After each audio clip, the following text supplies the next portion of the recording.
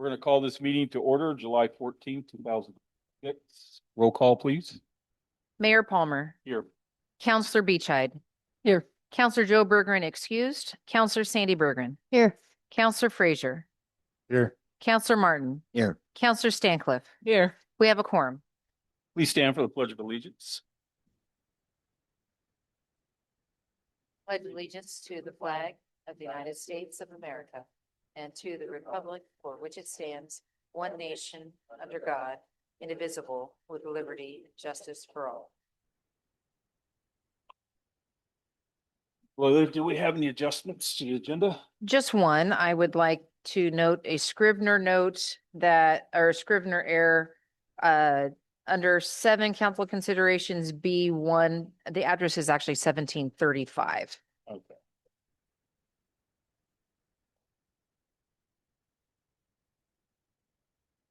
All right, next is announcements, awards, proclamations, or presentations. None at this time. Audience participation. We have Carol Holm. Carol. Yay. Finally getting to talk to all of you. I'm Carol Holm. I'm at 1212 Second Avenue in Gold Hill. So I just came to say a great big thank you to you and to the staff here at City Hall. And, you know, we've had a really busy few months with Can Do, and we've done a lot. We had Gold Dust Day, Heritage Celebration. And then we added to that the Gold Hill Duck Dash and the free raft trips out at the boat ramp. And then we had just a week or so, I guess it was a week ago, we had the 4th of July barbecue.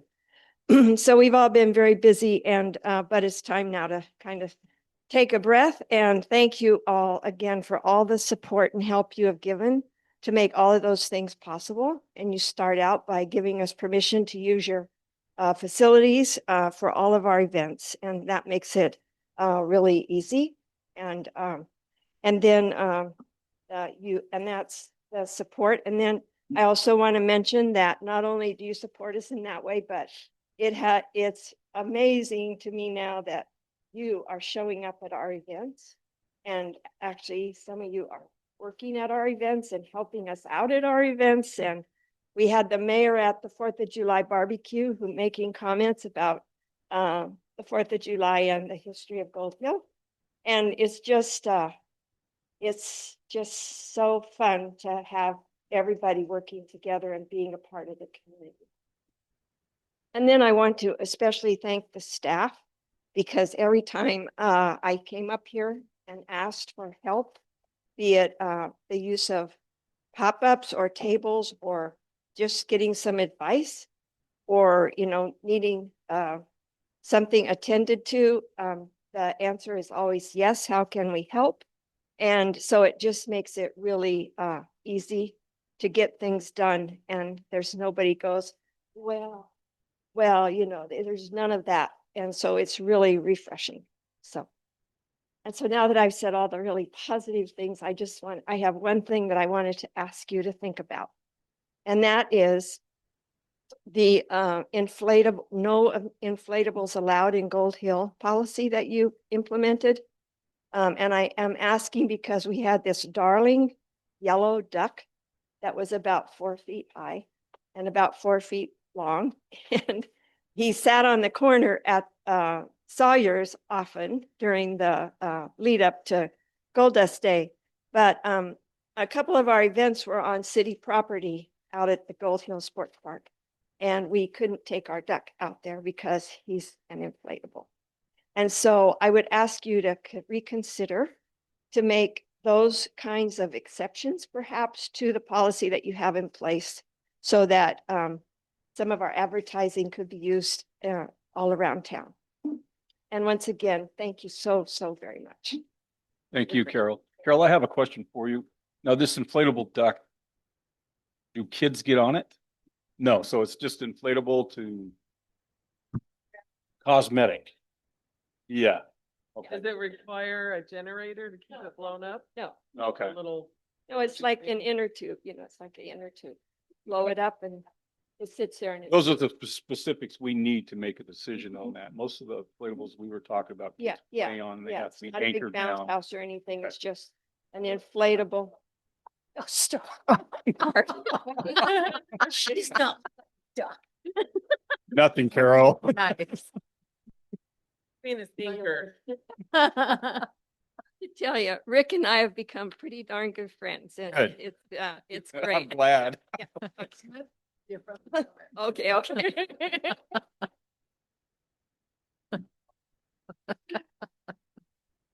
Okay, public hearing, there is none. Now we get to the consent agenda. I'll entertain a motion to approve the minutes for 6/2/26 regular meeting and the 6/16/26 special budget meeting at this time. I'll make the motion to approve the minutes for 6/2/26 and 6/16/26 as presented. A second.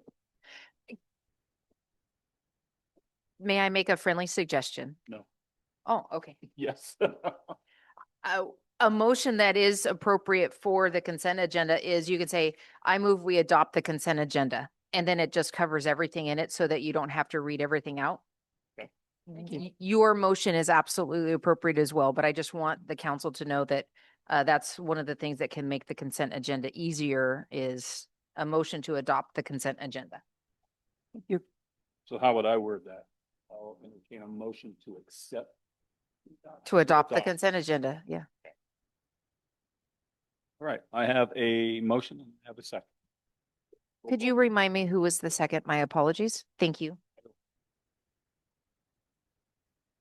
We're good. So, Counselor Bergeron, Yes. Counselor Frazier, Yes. Counselor Martin, Yes. Counselor Stancliff, Yes. Counselor Beachide. Yes. Motion carries. Thank you. Council's considerations. Now, this is item 7A, resolution 26-R-14. The OTIB loan application, Lily. Council, I've brought before you all along the path with the bridge replacement coming up that the deck of the bridge has not been replaced in 100 years. And this one is expected to survive at least 50 years. And so the opportunity to add infrastructure to the bridge is now if we're going to save money in the future. The council at each step of the way has given me direction to move forward and placing a water line under the bridge for future expansion. This is codifying that in a resolution that this, because this is adjacent to an ODOT project, we are eligible to take a long-term loan through Oregon Department of Transportation's Infrastructure Bank Program, OTIB. And if we weren't doing this at the same time as ODOT, we would not be eligible to take this loan. But the loan would cover the expense and we would, they give us 5 years after the completion to start the payments and 30 years to complete the payments. And our gas tax revenue is the backing of it. So the water fund will pay for it. And because this is a water project, we have the potential of using system development charge payments as well towards the expansion. But this resolution is required for our loan application to be able to be reviewed. And so this is giving the background, but the resolved is the city of Gold Hill is authorized to apply for the OTIB loan for the purpose of expanding the municipal water line across Highway 99 bridge as part of ODOT's bridge replacement project. The city manager designee is authorized to prepare, sign, and submit all necessary application documents, certifications, contracts, agreements, and related instruments to pursue and secure the loan. And city manager designee is further authorized to take all actions reasonable to necessary to complete the loan application process, coordinate with ODOT, and advance the project consistent with the city's objectives and financial policies. And this would take effect immediately. So the council has previously taken a vote to tell me to proceed and go down this path.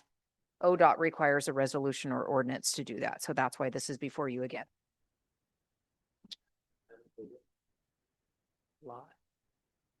The current estimate is $596,000 for the project.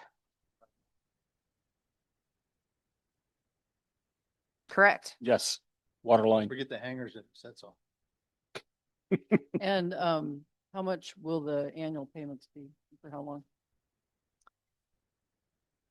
Well, it's a 30, 30 years. the max we can get is a 30-year. And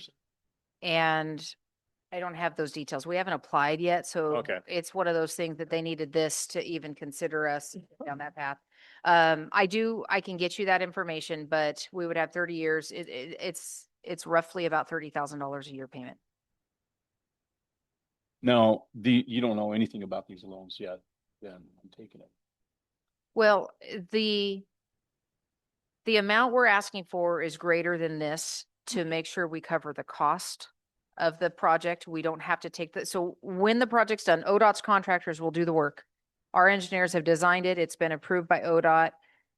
Their contractors will do the work in conjunction with the project, and it'll be in place, and it's from end to end of their projects. So then we have to come back and connect on our end, and then future expansion can connect on the other end. So our ends will be capped and sealed clean.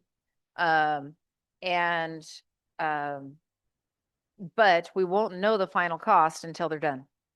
And so we have asked for a consideration of a portion above, approximately 700,000, and that was the 30,000 a year.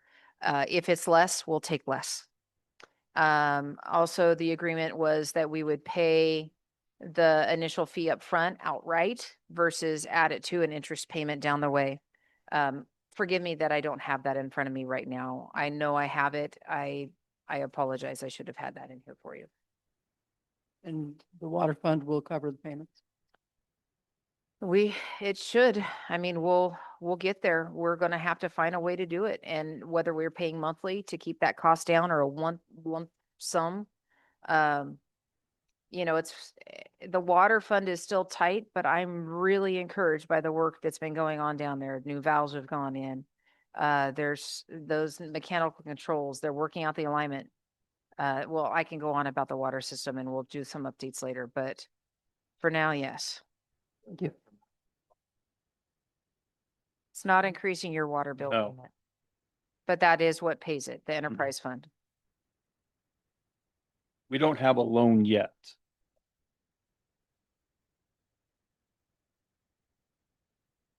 The water fund.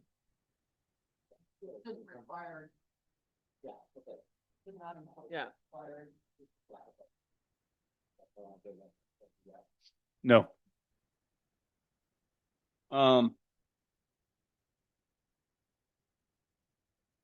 Personally, council, I need more details, but I mean, this is up to you. This is your call. I would like to. Can we table this? No? I mean, you absolutely have that authority. We're on a strict deadline and I've been moving Okay, well, forward that's- towards that's this the path, motion we need to.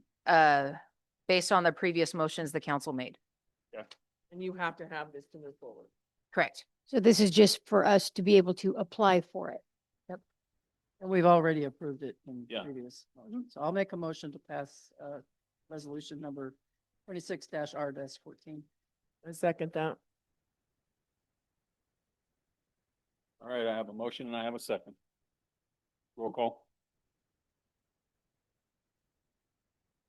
Counselor Berggren, Yes. Counselor Frazier, Yes. Counselor Martin, Yes. Counselor Stancliff, Yes. Counselor Beachide, Yes. motion carries.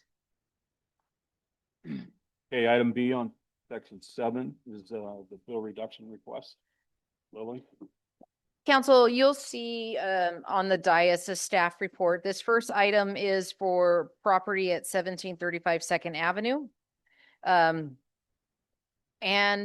I wanted you to have some information based on this. In the past, when I've had somebody request forgiveness of a high water usage due to a leak, our code says that has to come before the council. And in the past, we've done it verbally. I wanted to actually do something physical and put something in front of you so you can see. So the request from the property is that their irrigation was turned on in May for their drip irrigation. The lines were checked for damage and dip sprayers repaired, and then the timer was turned on to manage the watering time. They're only on site certain days for a limited time and did not notice anything amiss. Then on May 19th, they arrived to find their parking lot all wet with water leaking out of the landscape. They immediately shut the valve off at the street. They found that there was a bad solenoid in one of the sprinkler valves. And even though the timer was shut off, the valve did not close.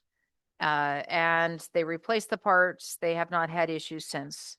They requested relief of a one-time forgiveness of the overusage, and they will be monitoring closer. So if you flip the page over, I took screenshots of their consumption history and their billing history. You can see the impact of the May usage was 19,479 cubic feet. That's a significant amount of water. And in the months preceding it, you see the normal winter usage. But the reason why I included 2 years of billing is you can see that the first month that they go from a 3-digit usage to 4-digit usage each year, it is several thousand cubic feet they use when they're coming off of the winter months. And their bill has been several $100s in the past. The highest I've seen, it was well over $200 for past usage. The bill for May was $599.57. So looking at consumption in the past where over 6,000 cubic feet in a month, 4,200 in other months, trying to find something relatively fair. They've never had a $300 bill before. And so let alone a $600 bill. And you can see from the month after, it says July, but that's June's bill. It went back to 3,200 cubic feet where that was a $150 bill. And so I think it's evident by what we see here that they had damage that they repaired. They contacted us and acknowledged that they had, they're not denying that there was an issue, but they're asking for relief due to the circumstance. So the council has some options to consider. They can credit the amount above the seasonal average, a portion of consumption, waive a partial credit. You could deny the request. It's really up to council. I tried looking at what would be reasonable, and I presented like waiving half roughly, but it's up to council. That's still higher than what they've paid, but it's still under $300. But it is council's decision. I just wanted to present options, and I said I would bring it to the council of your decision.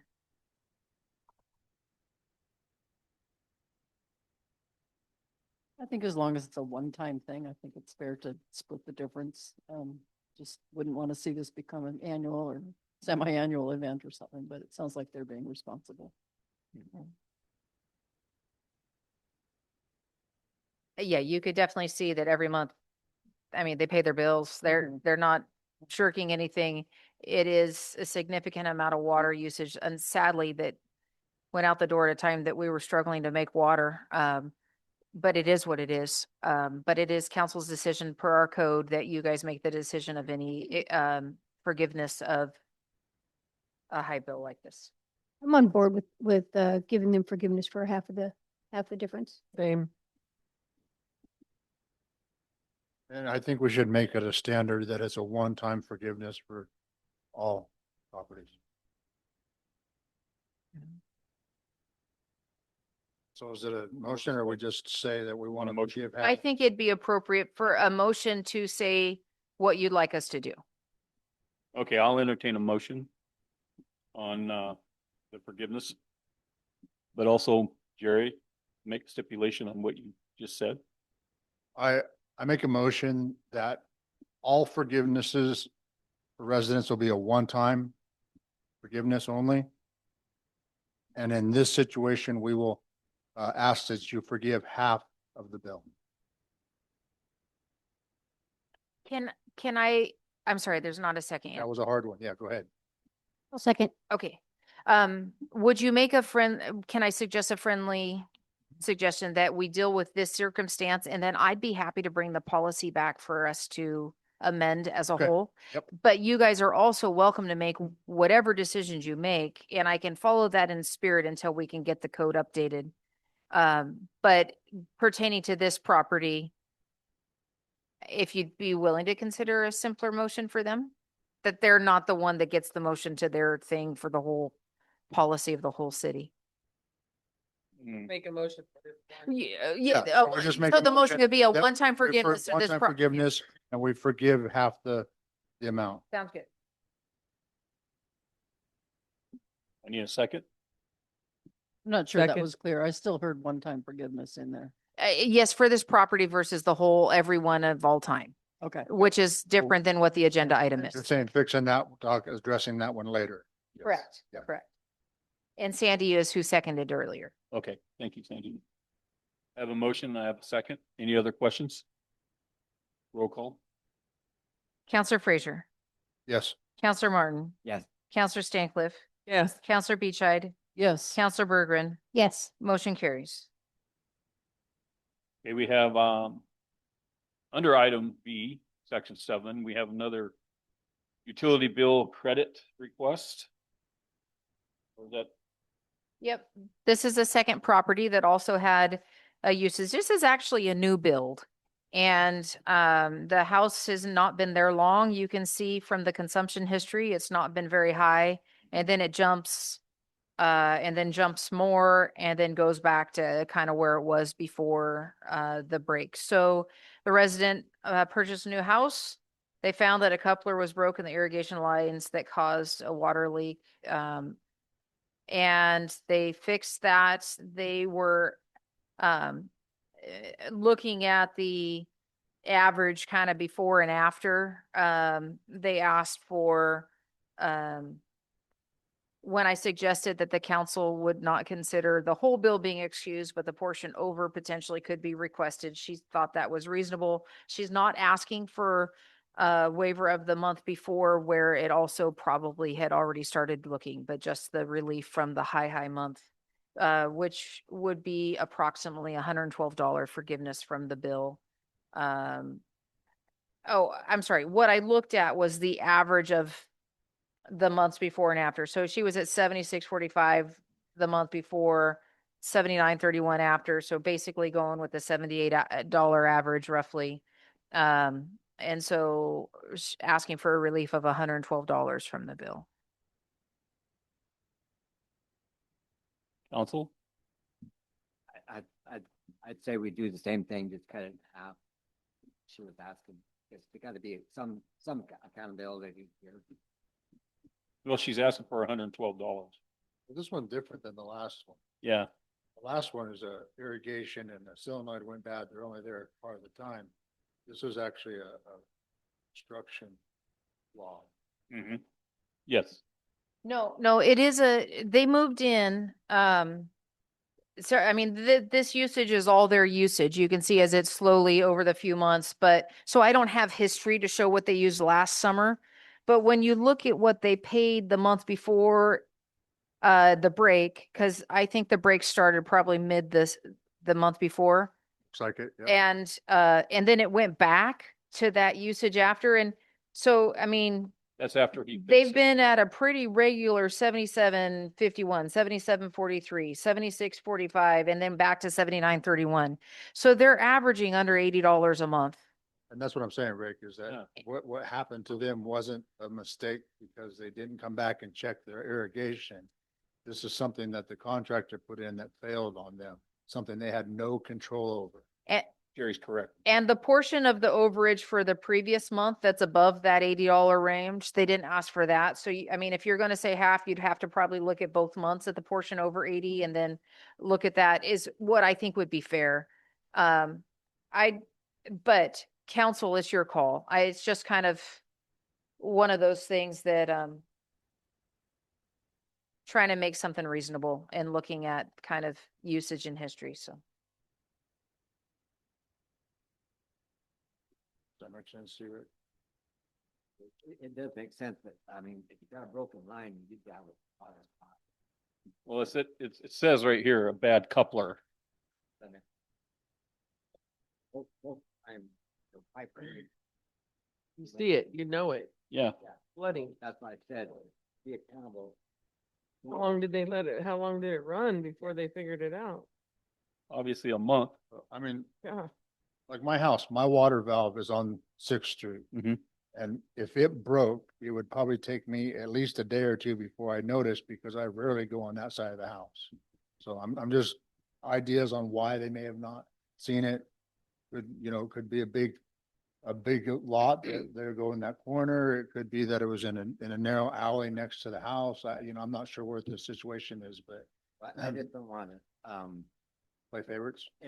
well, no, just everyone that's about to turn the water off, say, well, I had a broken pipe and we're gonna. I will say the other information I received from them is that they had been also trying to get a hold of the person they purchased from to take account for the broken thing. They also had several $100s in fixes that to have to fix the stuff. So there was more expense out there. And our code does allow for people to ask for relief from the council. I think 112 is fair.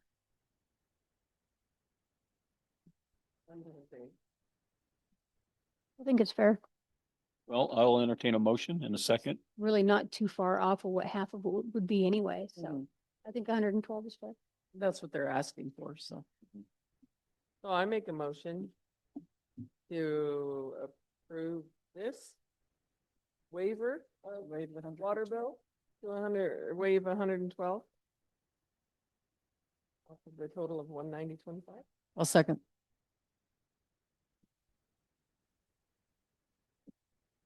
I have a motion and I have a second. Any other questions?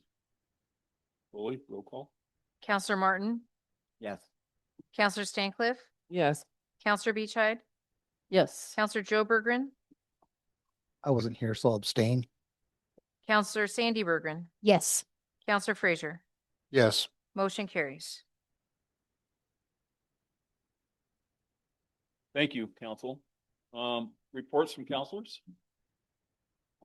I do. I have a report. I attended the RV Area Commission on Transportation meeting this morning. These are quarterly meetings. Just want to point out a few facts that I gleaned from the meeting that I thought people might be interested in hearing. If you're not aware of how funding for transportation goes, we get funding from the feds. 50% of that funding goes to the state, 30% goes to the counties in Oregon, and then 20% goes to the cities in Oregon. So that little 20% is where we get funding to do transportation projects. There's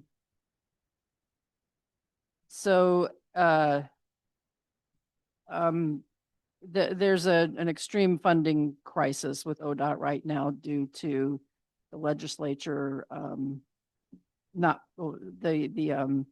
legislature not passing a transportation bill and then the initiative to overturn that. So few other facts. Fatalities are 75% higher on county roads than on state roads. Again, that's looking at the funding differential there, probably has something to do with that. 29% of the roads in the statewide, this includes state, county, and city roads, are in fair or poor condition. 29%. Inflation is the main cause of funding shortage. County personnel has been reduced over the last 10 years from 2,200. This is for all counties in the state. 2,200 personnel to 1,700 over the past 10 years. Major factors are inflation. All costs from materials to labor have increased from 3 to 7% in that time period. There's $16 million of deferred maintenance. going on right now around the state, and the longer that is deferred, the more expensive it will be to fix. So, in Jackson County, there's 914 miles of, county maintained roads. There's 17,400 signs, and there's 332 bridges. And many of those bridges are, in not real great condition. Anyway, those are just some of the things I learned, at the RV Act meeting today. Interesting. Thank you. Mhm. Any other counselor?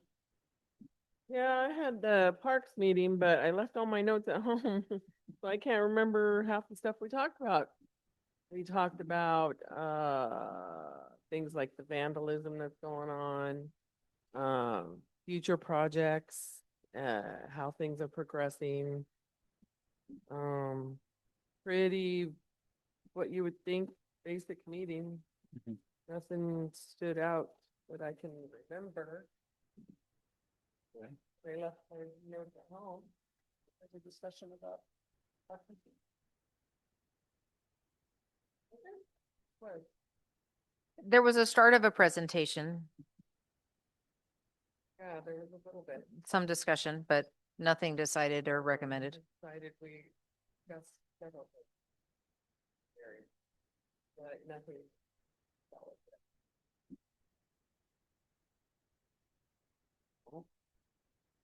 Any other counselors?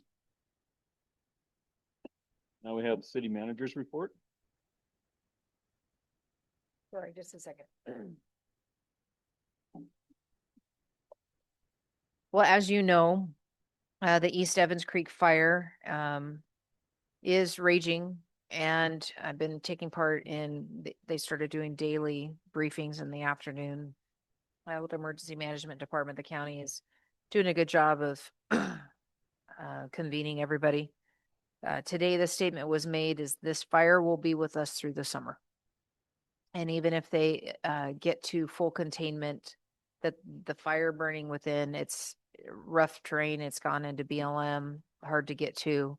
They are probably going to close the shelter for now. They downgraded some of the level 3s today, or at least one of the sections, but they're still doing daily briefings. So Hamby Junior High was the selection for shelter, and so Red Cross has been there, and there has been some individuals utilizing that, but I was contacted by a couple of you guys right away, and I actually saw it on Firewatch and notified some family that lives on East Evans, but they were closer to Rogue River, so they weren't affected by it yet. And then you guys started reaching out. I'm like, that's closer to us than I realized, just north of us. And anyhow, I realized just how important it is for us to continue to encourage our friends and neighbors to register for Citizen Alert through the county, and for people to become aware of their evacuation zone. Most of the people that live in Gold Hill, our evacuation zone starts with GOL. That's kind of helpful. However, our folks on 234 are not. And so, understanding what our zones are is important, and I'm grateful for the county in that. So I also attended the 4th of July, and council, I just want to say how grateful I am for each of you, and the work that we're doing and the community work is in part because of your leadership and your choices of encouraging the community work that we're doing. The partnership with Can Do, the staff, and all that is because of the leadership council that you have provided, and the direction that you've given me that you'd like me to support. And so it's neat to see. I would say that it's kind of neat to see some other things coming along. As you see, the city is doing our part. You also see businesses. Massey's has invested in their property. IOF looks incredible with that paint job. We've had somebody volunteer to paint our Connex. That's a professional painter. And so we've purchased the paint to do that. And so looking forward to having that done. I also contracted with the county today to upgrade the railroad crossing at Gustav, to have thermoplastic, put there that'll last a while. ODOT notified me that we were not in compliance with our stop bars or the Rs that go on the ground. And I'm like, oh, that's our job. And I kind of tried pushing back because I reached out to the railroad a while ago saying, hey, you guys should improve this. You should make the signage better. And it was pointed out to me that under state agreements with the rail companies, the local authorities have some responsibilities and the railroad has others. So it's going to cost us about $1,600 to have the plastic melted in the ground to last for a while. And I think that's worth that. The lines and the arms. Yep. Yep. It'll be 24-inch thick lines and the R's on the ground. So the county's ordered those for us. They'll be here in a couple weeks and they'll put those down. I had 4 transportation meetings just today. We have had our kickoff meeting and subsequent meetings for the transportation system planning, or the TSP, through we got that through the TGM grant. And my time in the project is our match to the grant, and which means that's a lot of time. But we did kick that off. I will be meeting with some folks to review. That's one of the 4 master plans we have in progress right now. Atkins is getting close to being done with the water master plan. And looking forward to getting a draft soon from them. Don't have that yet. The parks master plan RFP was closed. We received 4 responses and they need to be graded, and we need to issue the contract with the group that's going to do the master plan for us. I reached out to all of them last week asking, letting them know I needed a little more time for us to review, and we would follow up with that, selecting the vendor. And then it's time for us to put an RFP out for the stormwater master plan. And those are all pretty amazing projects to happen, and to do them all at once is a lot. And I remember maybe a certain city councilor saying, why don't we just do one at a time? And I said, no, we're so far behind, we need to do them all. And I didn't know we'd get grants from all. I'm glad we did, because we couldn't afford to do it otherwise. But I know with the transportation one, it will make us more competitive for funding within the MPO. And then we can get more projects done in the transportation. So that's a big deal. All of them. Parks. Have a park. Yes, Master Parks plan. Master Plan as well, stormwater, the way the water goes back to the river is a big deal. I had a meeting with Civic Plus, who is our website folks.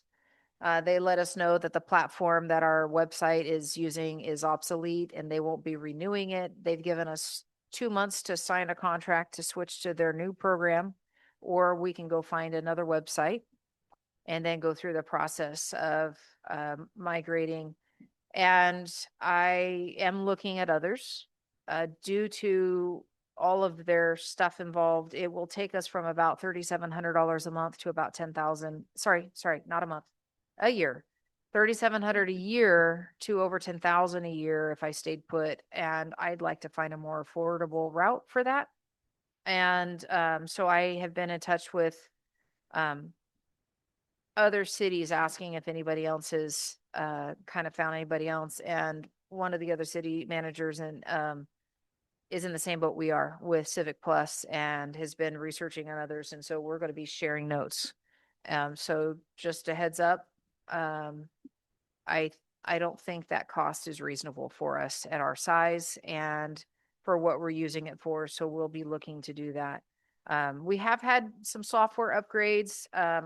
I'm told that next week we'll be given for our financial software and utility billing software Vision, that they have a big announcement coming for their software. I don't know what that means yet, but I will let you know when I find out.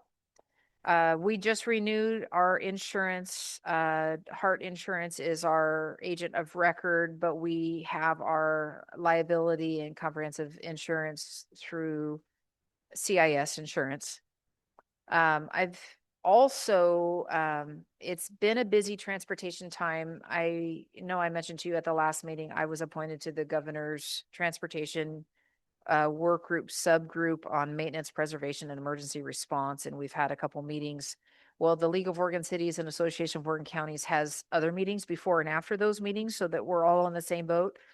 And it means there's a lot of meetings. I also met with Mr. Converse about Gold Hill's housing survey review for the upcoming code changes that the state is requiring us to do. And let's see. We also I had a meeting with ODOT today related to the Lampman Bridge replacement.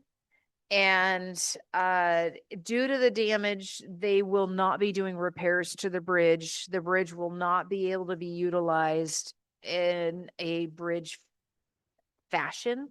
So we were kind of dreaming of what could we do with it in the park. My number one hope was to connect the parking at the boat ramp to the parking behind the Little League, so we could make walkable more parking for both areas. Based on the length of the bridge, it was one of the places that would work better than over by the dog park. Dog park is where I started, but it was too long. And so we were trying to see where else could it maybe go that would connect stuff. But all those are not feasible options anymore. And after the conversation today, the location that was decided that the bridge portion could go is at Lampman Park. And there's a few reasons why that kind of makes sense. We're really worried about costs and everything of transport and making it secure to go. They won't be able to get it back over the bridges and all those areas. So you have a bridge on Lampman Road named Lampman Bridge on a historic, it used to be part of Pacific Highway and then was relocated to this bridge on the side. And that the Lampman Park is the wayside park from travelers going back and forth. It is part of the Applegate Trail. And so to have a transportation component of this bridge with this history, and it will save costs. And so they're going to be coming down and kind of looking at how do we do this, that you can see the bridge and also maybe have it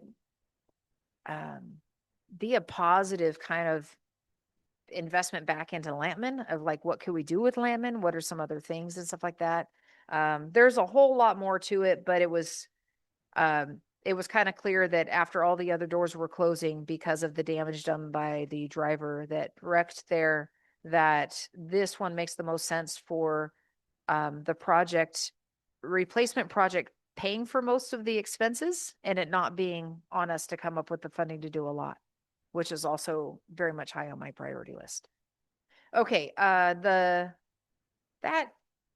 should be it for now for the city manager report. I have another item for you under good of the order though, when you're ready, Mr. Mayor. Counselors, any other questions? Lily? All right. Item 10, good of the order. I have one more thing I should, you did see we got some Connex containers.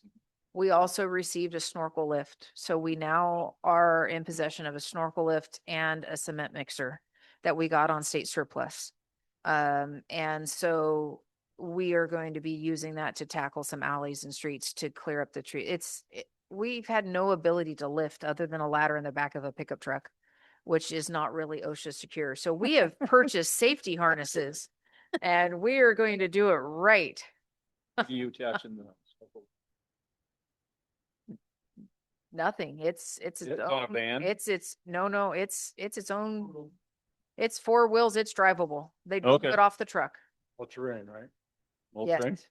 Yeah. Cool. With a 40-foot expanse on it. So. What that was. so- Now I know. Yes, I that's didn't- what I drove didn't off see the it, truck but- today, so.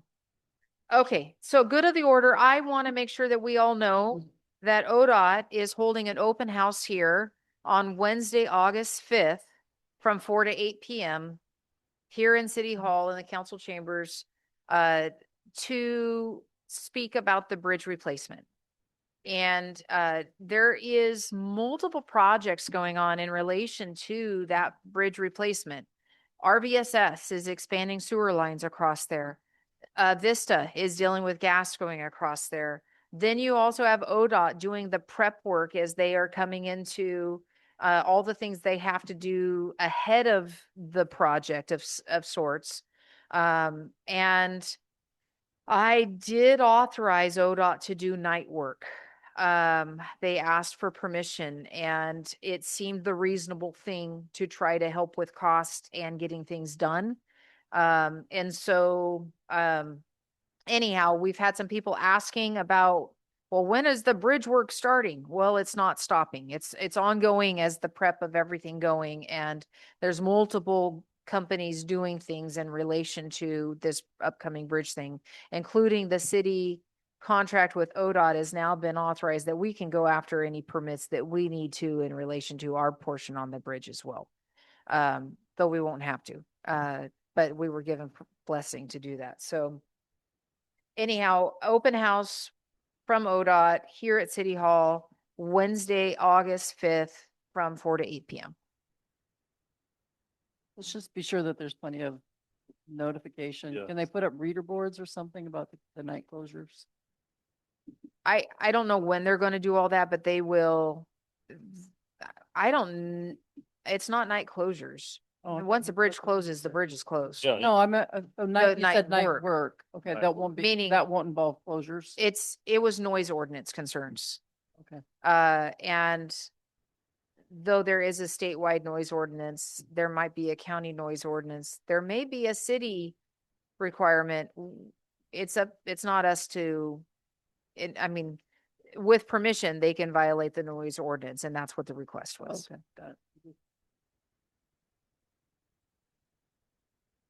anything else for the good of the order? Okay, Just want to remind council and particular the rules committee that we haven't finalized council rules. And I think we just need one more meeting to do that. Maybe more. Maybe, okay, well, maybe we could get those. I've been hearing, I should tell you, I just came off of the Oregon City County Managers Association conference last week. And council rules was something that was a topic, and there's some other cities that have some other ones that I figured it'd be good to get them to you guys and have you take a look at what some other cities have done as well. They all acknowledge that the model rules that LOC has are outdated and not really helpful, which is great since all the work that we put That's into what it. we based it on. Yeah. So maybe we can get those back on the calendar. anything else, counselors? This meeting is adjourned.